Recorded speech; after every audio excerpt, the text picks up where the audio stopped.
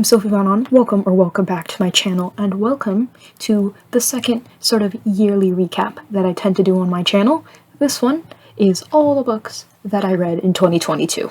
So, in all honesty, I will not be going over all of these books because I do have monthly recaps that I did, but if you want to know more about the 22 books I read this year, you can definitely go watch those videos and learn all about them. Right here in this little speed paint sort of thing, I just made a little diagram of sorts of all the books that I read and rating them, because in those reading recaps I did not give them an out of 5 rating, so I thought here I would do that just for the sake of giving each of these books a sort of grade. And if you want to see this little picture in more detail, I did post it on my community page, so if you go to my channel and go to the community page, you can see the whole thing there. And now, it is time to get into what is also somewhat tradition when I do these reading recaps, and that is to reorganize my bookshelves. Okay, hello people. Welcome to my room, my library corner of my room, I guess I should say. There are no books on the shelves anymore. I took them all off, and here's all of it. Let's do a little tour, because I have a new strat for how I want to set these bookshelves up, I think. So, starting over here, we will make our way around.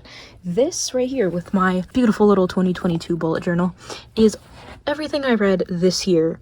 This does not include library books and audiobooks and all that, but this little stack right here is everything that I read. Then we have big books.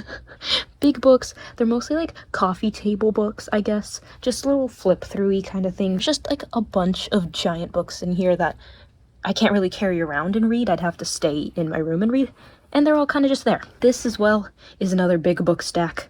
Obviously, visual dictionary. This thing's huge. There's some textbooks in there as well. But just big books. Big books. Next, right here, this little stack is just like some of my book box sets. There's more right here. That's more book sets. But there's just 2 over here as well. I don't know why they're not in the same stack. But yeah. And then right here, don't look at Sonic. I threw him over there. Don't look at him. He's pouting. Anyways, this right here are all of my classics. I'm kind of sad because this is a Penguin Random House classic, and all of my other ones are Barnes & Noble classics. So, like, the theme is messed up. The theme, we don't have a consistent theme anymore because this one is not from Barnes & Noble. But that is okay. There's a lot of them down there because I went through a classics phase. But those are my classics. This is like a favorite authors stack. Basically just authors that their books aren't in a series, but I have a lot of their books because I like their books. Right now, it's Celeste Ng, of which I only have one of her books right here because I gave the other one to my mom right now. And the other one is in one of these other stacks. But I have Celeste Ng, I have Eric Larson, and of course, I got my boy, Haruki Murakami down there. Then, as I said, these are book box sets. Yeah, quite a few of them. Some of them aren't even open, like this one. There's still plastic on this. But book boxes. These 4 stacks right here, that one, this one, that one, and this one, are all of my paperbacks that are just like standalones, or that are standing alone right now because I don't have a whole series. So these over here are the paperbacks I have not yet read, which is so sad. That is so many. And then these 2 little stacks are paperbacks that I have read that are standalones. There's an imbalance, I will not lie, but that is what those are. And then these 2 stacks, this one and this one, are my hardbacks with the same concept as those. So these are the ones I haven't read yet, and these are the ones I have. Yay! There's an issue here, clearly spelled out, but, you know, it is what it is. And over here as well are some hardbacks that I haven't read yet, but I didn't feel like chancing putting more on this stack, so I just left them over here. Anyways, moving on, these 2 down here with Carry On and Dune are series that I have the complete set of.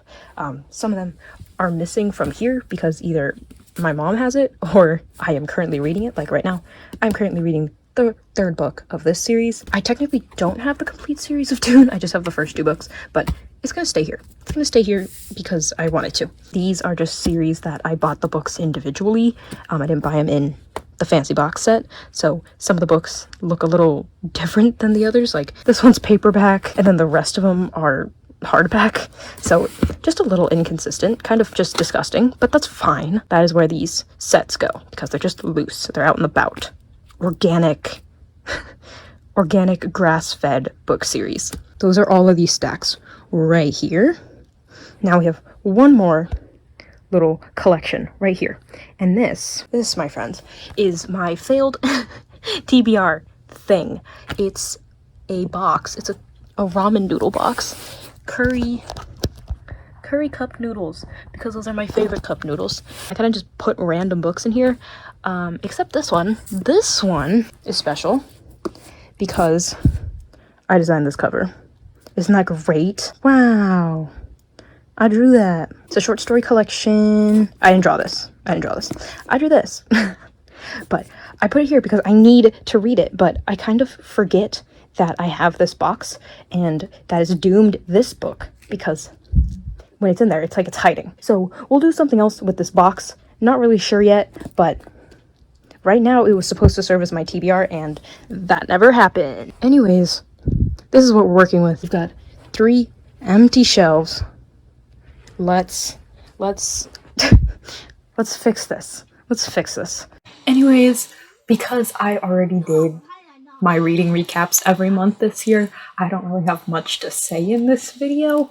This is mostly just a reorganizing my bookshelves video, but I just want to say that this year I didn't really encounter any books that I didn't like.